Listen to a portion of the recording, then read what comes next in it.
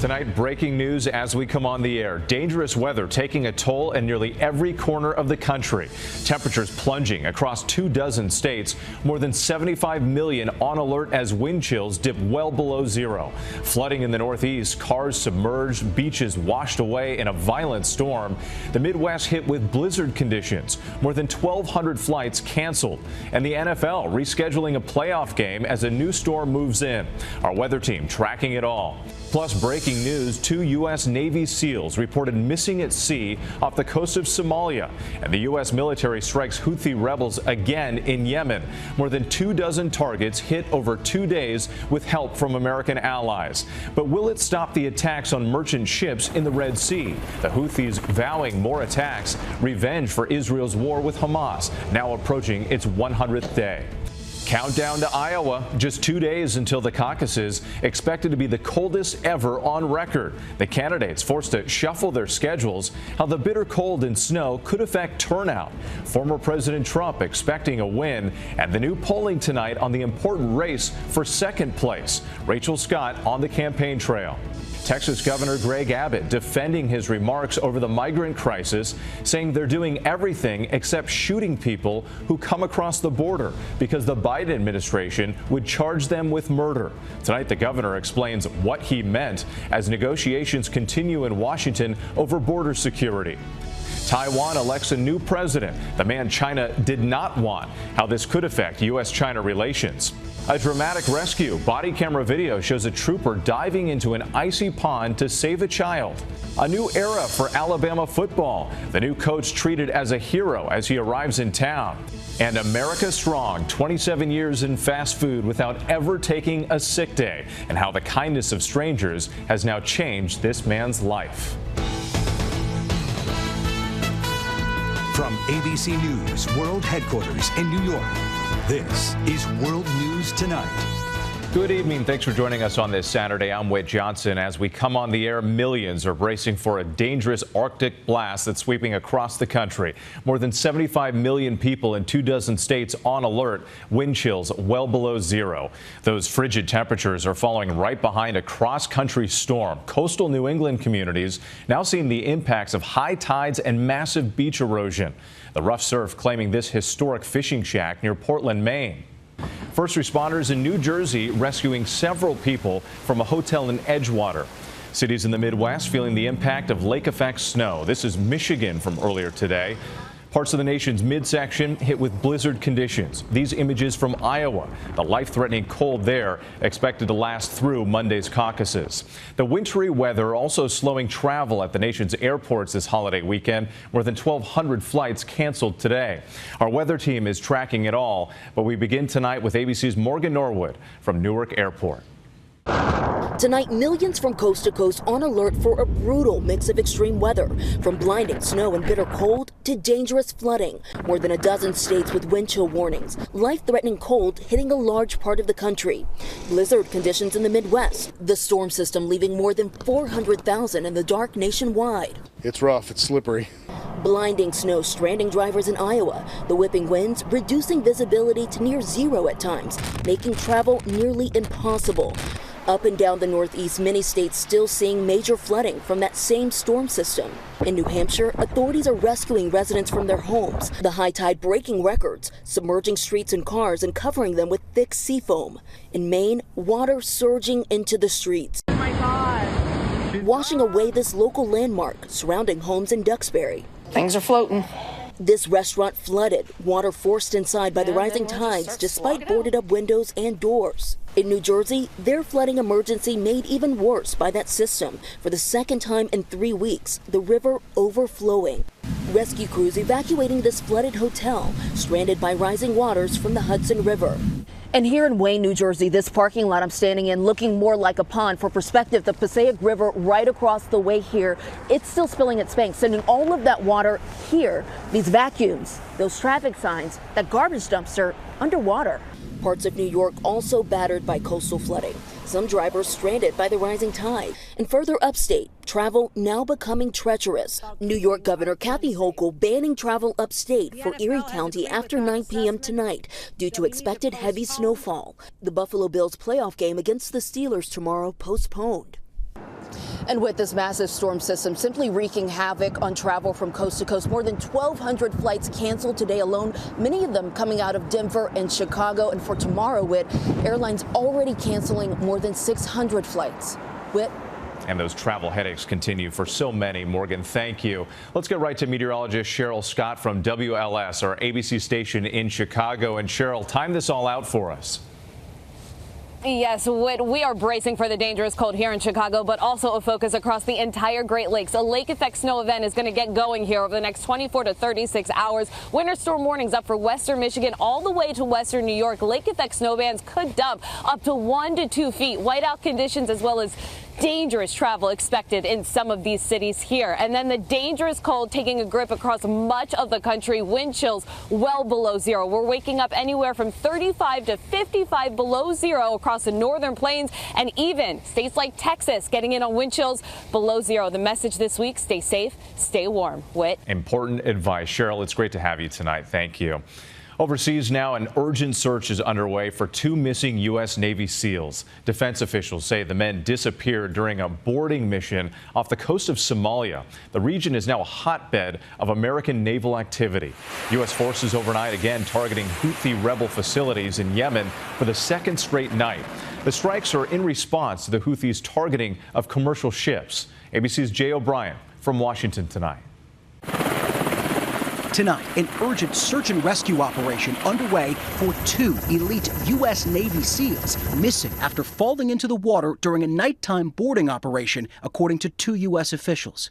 It's unclear what prompted the SEALs to board the vessel, conducting the operation in pitch black on the open ocean on Thursday. Doing boarding operations in the ocean at night are some of the most dangerous things that you can do. For seasoned operators, they'll tell you it's the most dangerous thing that we do. The SEALs operating in the Gulf of Aden between Somalia and Yemen, now a hotspot for U.S. naval activity after at least 28 attacks in recent months on commercial ships in the region by Iran-backed Houthi militants. Overnight, the U.S. conducting another retaliatory strike against the militia group.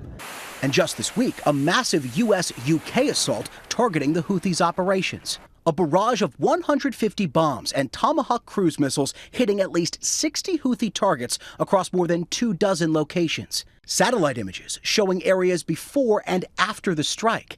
Explosions seen destroying Houthi facilities in this video from British forces. The airstrikes in response to an escalating series of attacks on commercial ships by the militants, snarling a vital trade route home to roughly 15% of all global maritime trade. In this video, released by the Houthis late last year, you can see the group storming a commercial ship. Companies now forced to choose between sailing through the dangerous Red Sea or traveling an expensive extra 10 days around Africa. A standard 40-foot shipping container now costing $4,000 to ship from China to Northern Europe, compared to $1,500 in November. Meantime, thousands of protesters in Yemen condemning the U.S. airstrikes, and Houthi leaders promising the attacks on ships will continue in solidarity with Hamas in its war against Israel, as the 100-day mark of that conflict looms.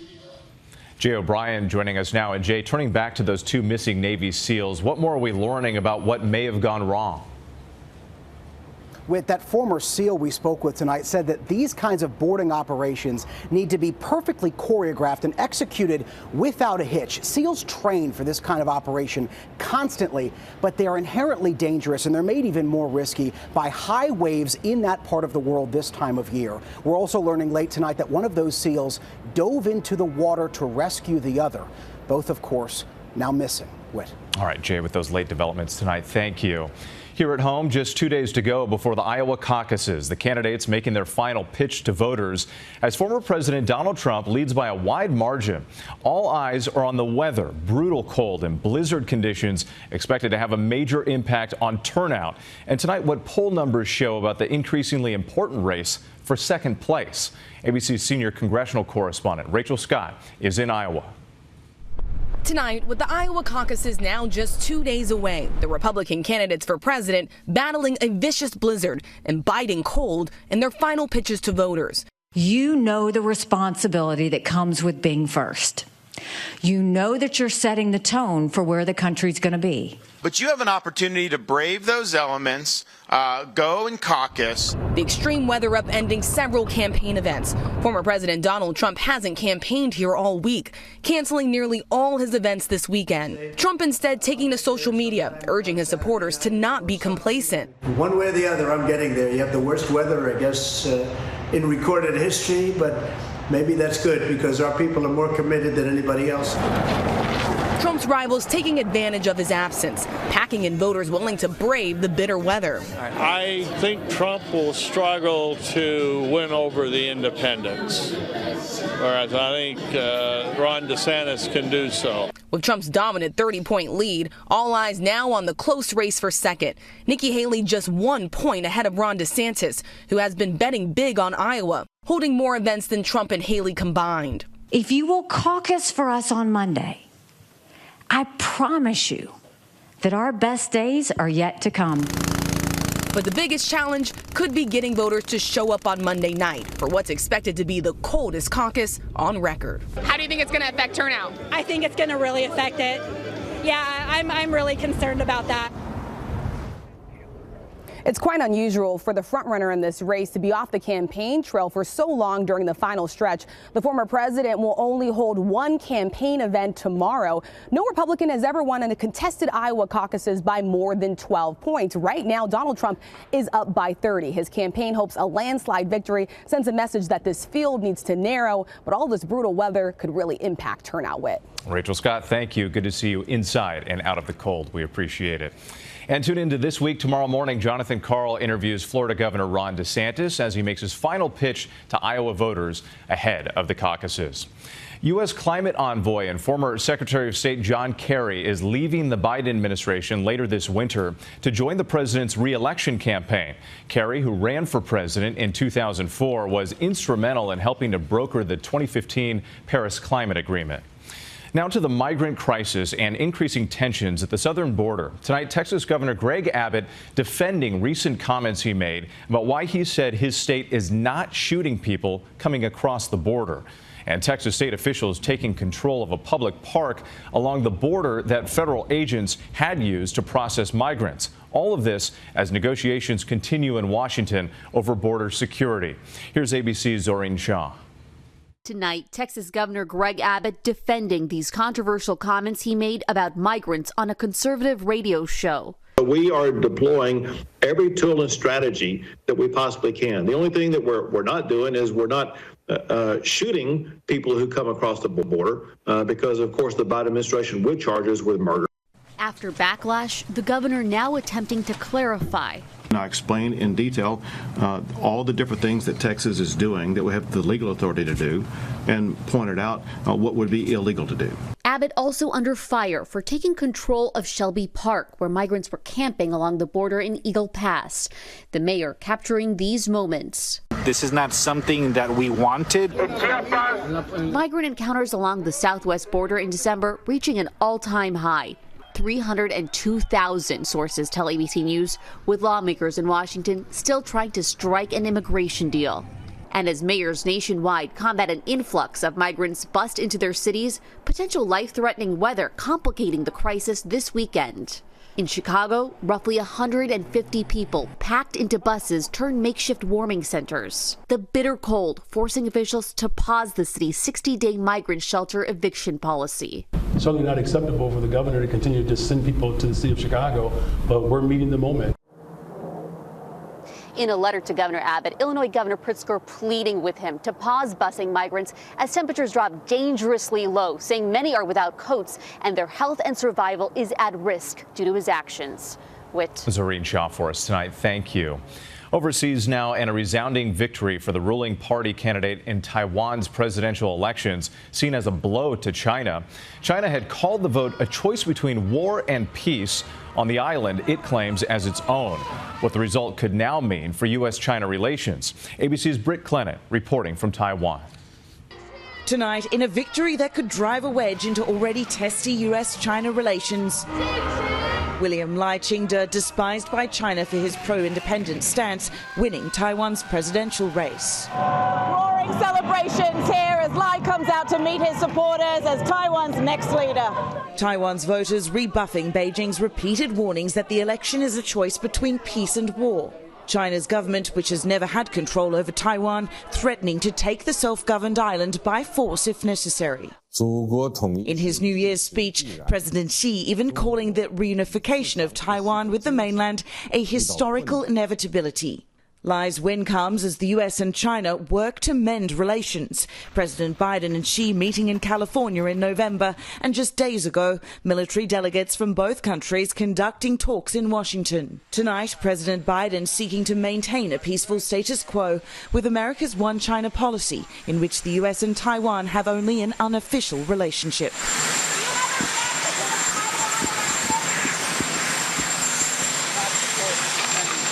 The US appears to be walking a fine line here in response to the election. The State Department issuing a statement congratulating Lai and the people of Taiwan and reiterating calls for peace and stability in this region. All eyes are now on China. Britt Clennett in Taiwan, our thanks to you tonight.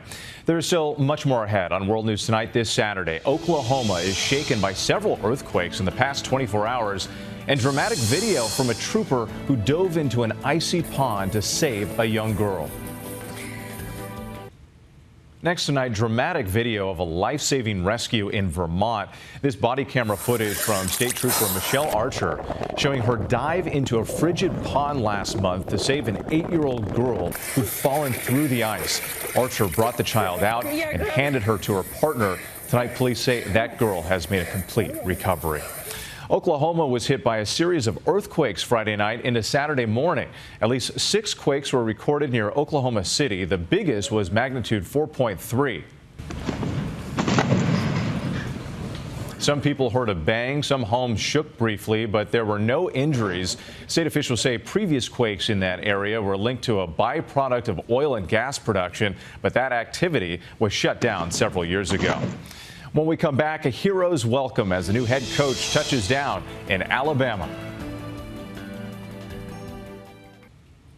To the index now, and Washington's loss is Alabama's gain. Kalen DeBoer is the new head coach for the Crimson Tide, and he was given rock star treatment last night when he flew into Tuscaloosa. Hundreds of fans greeted DeBoer, some high-fiving him. He takes over from legendary coach Nick Saban, who retired this week. When we come back, America Strong, how strangers just gave a fast food worker the reward of a lifetime. Finally tonight, America Strong, how one man's hard work really paid off in an unexpected way. The kindness of strangers changing one man's life forever. Kevin Ford works at Burger King at the airport in Las Vegas. Just a hard-working guy, just like anybody else, just trying to feed my family. Over the course of 27 years at multiple fast food jobs, never taking a sick day. I had to work a certain amount of hours. I didn't want to go home because I was thinking about keeping insurance and mainly paying the light bill or paying rent. But everything changed in June of 2022 when a TikTok video of Kevin went viral for his appreciation of a simple work anniversary gift. Social media users thought he deserved much more. Thank you, guys. The comments were flooded with people asking, how do we thank this man? His daughter Serena then started a fundraiser for her dad, hoping to cover the cost of a plane ticket so that Kevin could travel to see family. He set the goal at $200. I wanted to show you something. But instead, as the months went by, complete strangers chipped in more than $450,000. Yeah, I know it's not a mansion, but it's mine. Affording Kevin the amazing opportunity to buy his very first home in December. I'm just really glad that I get to share my dad with the world and they get to see what a hardworking person that I've had my whole life. And tonight, Kevin says he's overwhelmed with gratitude and has no plans to retire. I'm thankful for every person all around the world who did this for me. I feel you and I love you all. And America sharing the love right back. What an inspiration. Thanks so much for watching. I'm Wade Johnson in New York. Good night. Thank you for making World News Tonight with David Muir America's most watched newscast.